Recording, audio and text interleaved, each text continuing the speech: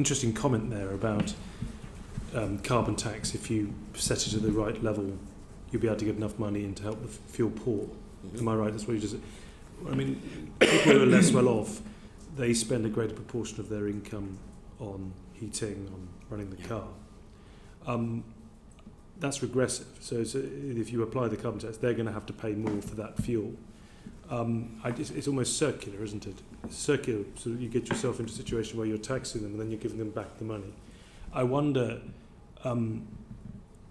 whether it would be better for us not to tax the fuel, but if the government is going to intervene to make people more fuel efficient, is that not a more sensible approach? Not least of which because, it'd be economically better if we use less energy for every 0.1% of growth that we can secure. So I wonder why you think carbon taxes is an appropriate way to address fuel poverty. I don't quite follow the logic. I completely agree with you about the importance of energy efficiency, and you've probably seen Sir John Hill's of the London School of Economics, his report on fuel poverty, which points directly to energy efficiency as being the most important way of helping poorer people to cope with energy bills. And I agree with you, and I agree with Sir John Hill's. Yeah. I'm trying to agree with the second part of what you said, because I don't agree with the first part of what you said. What you're doing is stopping subsidising, stopping something for free, stopping giving people something for nothing, where that something is deeply damaging. And so you would expect prices to reflect the costs, and that's what this is doing.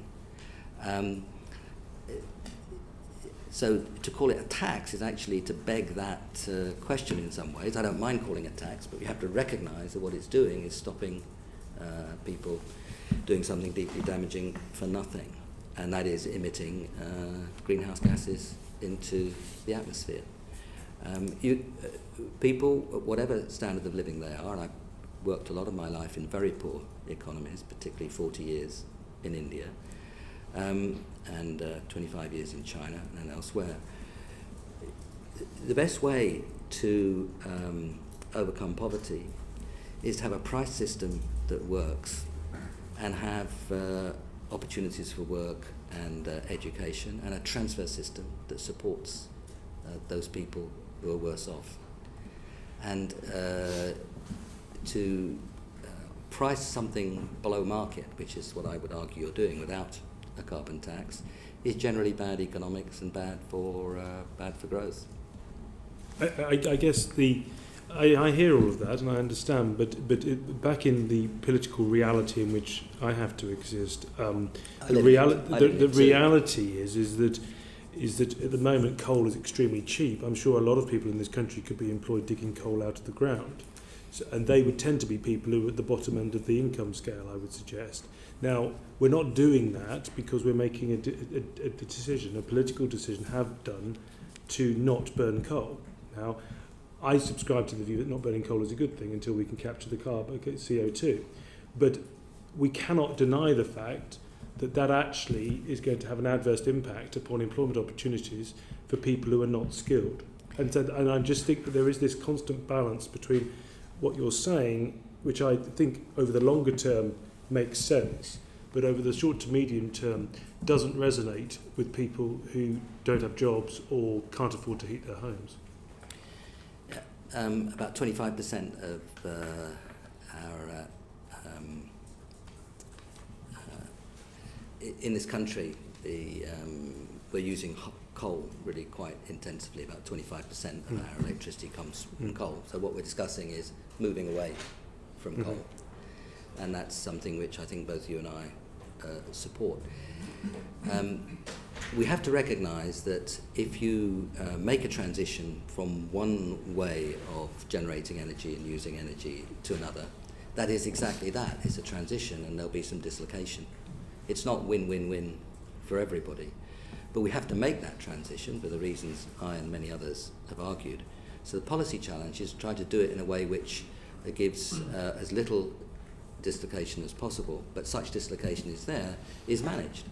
So there are going to be people around the world who work in coal who over the next 20 or 30 years are gradually going to have to move into other things. And we lost shipbuilding and motorcycles and other things in the UK, and you have to manage those transitions if those are the kinds of things that are happening. Now in this case we're arguing that this should happen. Whether or not we've lost shipbuilding is a piece of economic history. You can argue whether it should have happened, but in this case I think we are arguing quite explicitly that the move away from coal should take place, unless of course we do carbon capture and storage. And I hope that for somewhere between $50 and $100 a tonne of CO2, you could have a carbon price which over the medium term could indeed support carbon capture, storage and coal. And that of course would change that story. And this is an example of the kind of research and development we have to do, the kind of discovery we have to look for. But we mustn't pretend that everything is win-win-win. There are going to be dislocations along the way. Good policy has to manage them. So very quick. Well, that neatly leads to my questions on the role of GDP in growth and climate change policy making. Joseph Stiglitz has stated, our preoccupation with GDP makes it difficult for politicians to back policies that are good for society and for the environment, but which might not result in an increase in GDP. Is GDP the right measure for making climate change policy decisions? No, not by itself. I mean, you want to look much more broadly at, for example, in this context, I've emphasised risk to lives and livelihoods. Unmanaged climate change could lead to hundreds of millions of people having to move, and that could result in deep conflict. And we could risk very large numbers of deaths as a result of those kinds of moves. If you were writing about the Great Famine, the Great Leap Forward in China, I think you'd want to look at the 30 million or so people who died. And I don't think the first thing you'd look at was a GDP series for China through that period. And I think this is a very big issue in this context, the risk to lives. There's the risk to environment itself. As I said, I've been working in China for about 25 years now. And those of you who've been to Beijing recently will see the deep damage that is done to the environment by the smog there, and thus to health. That they're the ways in which communities function, which I think are very important. So if you look at lives, environment, the functioning of communities, we could go on. Mm-hmm. But I've mentioned things, and I could go on, but I've mentioned things which are highly relevant to this particular policy context. So not just economic measures? I don't mind how you classify. What I do reject is the idea that economics is only about GDP. Mm-hmm. It's never been my economics. I was a member of the commission which was asked for by President Sarkozy and which was chaired by Stiglitz and Sen, and I was actually a member of that commission, so it's not surprising that Joe, who is, I should reveal, is a friend of more than 40 years, it's not surprising that we agree on that, I guess because we're both right. Now, we've already mentioned that you, perhaps on reflection, the underlying assumptions of growth in your original report were perhaps a bit rosy. If continued economic growth in developed nations is unsustainable, how does that impact the economic case for climate change? See, I think growth of the kind that we've been doing is unsustainable. I don't think growth is unsustainable. I think what we need to do is to break the link between consumption and production on the one hand and emissions and other environmental damage on the other. And I think it's perfectly possible to do that. So it's growth of the kind we've been following which is unsustainable. And do you think we're still having that type of growth? Yeah, but we're doing, many countries, including, to be fair, the UK, is trying to work out how best it can make that change, how it can manage that change in a way that deals with the dislocations and keeps the cost down to the minimum. But as we do manage that change, I think we're going to find, as we've seen in past, like going back to what I said earlier, as we've seen in past waves of technological change, they're full of innovation, learning, discovery, investment, and growth. If you trace, Chris Freeman, who died a year or so ago, is the famous economic historian who looked at waves of technological change, and he began that story with the mechanisation of textiles and went through, as I described, with steam and rail, and then on to steel and motor cars mass production, and of course ICT. Now, you see those waves of technological change bringing innovation, investment and growth, and you're doing things in different ways, and that's, I think, the opportunity that we have. And when we do it, I think you'll find it's cleaner, quieter, safer, more energy secure and more biodiverse. So I think there's a great future for growth for a while, of a very different kind, and we're learning, and we're seeing lots of discovery. We're learning how to do that. And this is what the Calderon report will be about. I mean, my personal concern is that most technological change in the last 100 or so years has come during times of conflict. I mean, computers, rockets, variety of different sort of inventions have been driven by the need to win a war. And I wonder whether the problem with the whole climate change challenge is that it doesn't appear like a conflict, but in fact actually it is. And so how would you suggest politicians could frame that? Because it to me that would be a better way of pitching it to the public instead of sort of hugging polar bears. Do you know what I mean? There's this sense that people like polar bears, but ultimately they also like to heat their homes and feed their families. Yes. How do you pitch it in a sort of Dig for Britain poster way? Do you know? Did you get what I said? Because I do. It is that. I expect that's what will drive the technological change that's required. Yeah. I think the science has made it very difficult for us in this sense. This is something which is full of risk and uncertainty. We can't forecast exactly what these effects would be, and we know from psychology and behavioural economics and so on that people's understanding and ability to cope with and understand risk and uncertainty is limited. It takes us potentially far outside the range of human experience. We haven't seen 3 degrees centigrade on this planet above as global average surface temperature above 19th century. We haven't seen that for 3 million years or so. We've been around as Homo sapiens for 250,000, and basically our experience of our civilization is from the Holocene period since the last ice age. Now I emphasise that because it's not just risk and uncertainty, but it potentially taking us way outside human experience, again, which we don't deal with very well. It comes with long lags, and it is associated with the aggregate of what we do and not what one individual does. In other words, it's all the emissions put together, not just an individual's emissions. If you put that, risk and uncertainty outside human experience, long lags, and it's the aggregate, not the individual contribution that is the driver, it's about as difficult to mobilise political support behind as it could be, and all that comes from the science. So that's a measure of the difficulty in communication here. But the risks involved are potentially immense, as we've been discussing, with, for example, 3 and 4 degrees and upwards, which is possible, possibly leading to hundreds of millions of people having to move, rewriting the relationship between human beings and the planet. That's the scale of the risk we face. So I think in looking at the communications issues, it's very important to dig into the science to see and appreciate exactly what it is that we're trying to communicate. But I think if we can get across to people, and it's not we getting across to people, that's not the right language, it's people as a whole talking this through. If you like, John Stuart Mill's approach to democracy and government by discussion.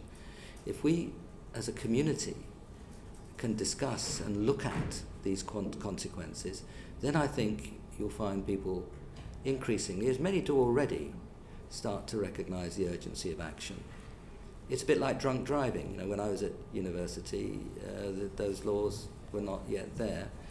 And when they came in, there was a great discussion about restriction on individual freedom.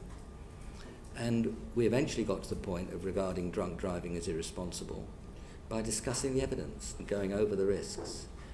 And I think this is the kind of discussion that we need to have. It involves academics like me, it involves institutions like the British Academy opening up, and the Royal Society opening up public discussions, and it involves politicians like you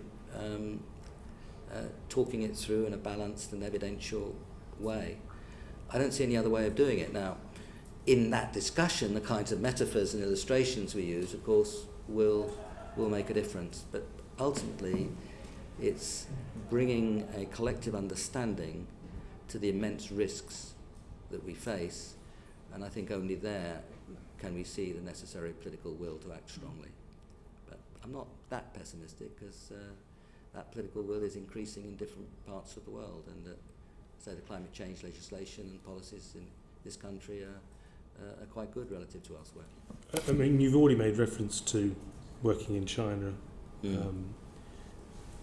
Do you, the political will, I mean, the sort of government will tends to be stronger in autocratic areas than democratic areas, in my experience. And one example, I mean, I think one province in China was shut down for 2 weeks, its industrial production, to hit its targets.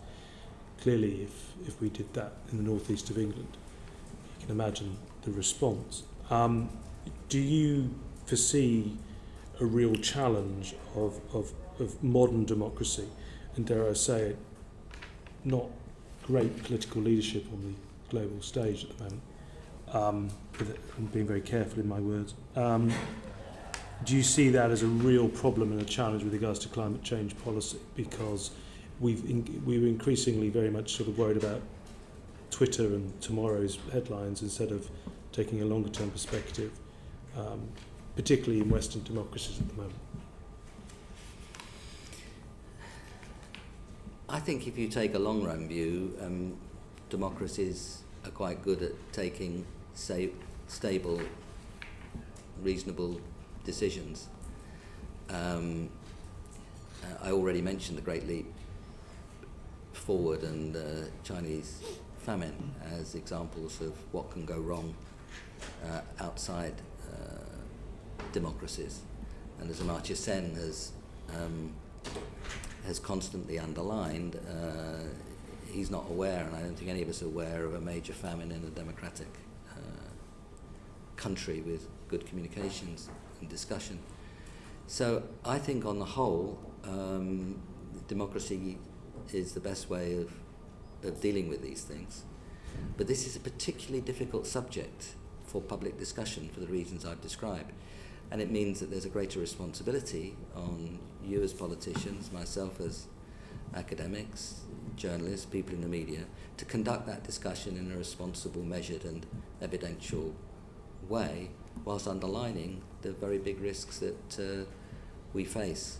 So I don't think I'd take the view that you need some kind of autocratic regime to get to good places. And our climate change legislation did come from all parties getting together in a sensible and evidence-based way, and I hope that we can continue to do that.